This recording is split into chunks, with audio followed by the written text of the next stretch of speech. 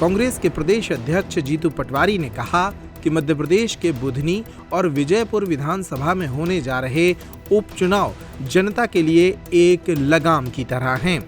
जनता को मोहन यादव सरकार से बदला लेना चाहिए, शिवराज सिंह चौहान से बदला लेना चाहिए, जिन्होंने प्रदेश में विधानसभा चुनाव जीतने के पहले बड़े बड़े वादे किए लेकिन फिर इन वादों को नहीं निभाया।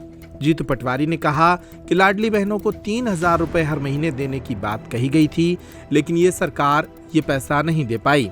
इस चुनाव में यदि कांग्रेस को सपोर्ट करते हुए जनता भारतीय जनता पार्टी को करारा जवाब दे तो सरकार की आंखें खुल जाएंगी। सुनिए जीतू पटवारी के ये बयान। आज बुधनी में नामांकन दाखिल करने के लिए कांग्रेस के प्रत्याशी आदरणीय राजकुमार जी पटेल साहब का हम सब लोग सारे नेतागण जा रहे हैं। बुधनी की जनता से जाकर ये प्रार्थना करेंगे हम कि लगाम लगाओ, लगाम लगाओ भारतीय जनता पार्टी पे। तो गेहूं के दाम 2700 मिलेंगे।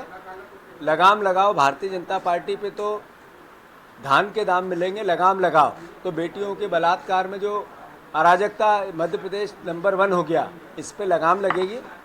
लगाम लगाओ बुधनी की जनता की भारतीय जनता पार्टी का अहंकार, जो वादे किए और पूरे नहीं किए, वो चाहे 3,000 बहनों की बात है, अगर चाहिए पूरे प्रदेश की बहनों का लाभ पहुंचाना है तो फिर लगाम लगाओ। लगाम लगाने का अवसर मिला है बुधनी की जनता को। शिवराज जी देश के कृषि मंत्री है और किसान का बेटा अगर 6,000 रुपये दाम की बात करता है और फिर भी वो सुनते नहीं है, इसका मतलब उनको लगाम लगेगी। अगर बुधनी की जनता चाहेगी तो पूरे मध्य प्रदेश में भारतीय जनता पार्टी की जो सोच है, जो विचार है, जो अहंकार है, वो एक तरह से लाइन पे आएगा। 1 सीट से या 2 सीट से सरकार में कोई परिवर्तन हमें पता नहीं आएगा, पर इस 2 सीट से भारतीय जनता पार्टी को सबक सिखा सकती है जनता की। जो बोला वो करो।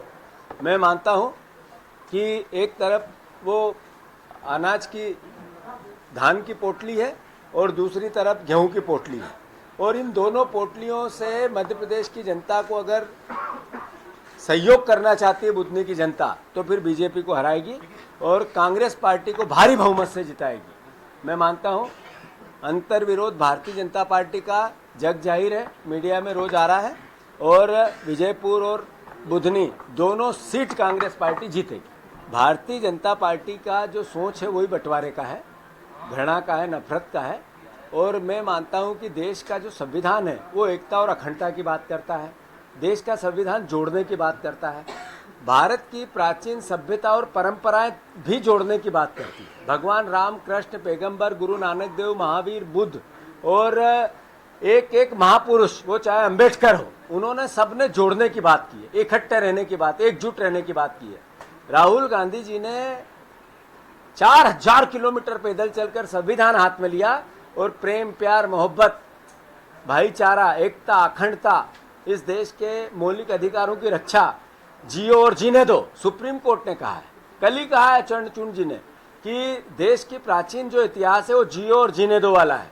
तो मैं मानता हूं कि ये इतनी सारी परंपराएं, इतने सारे महापुरुषों की बात, इतने सारे धार्मिक जो परिवार के हमारे आदर्श हैं, उनके विचार, उनके संस्कार से बड़े नहीं है कैलाश जी।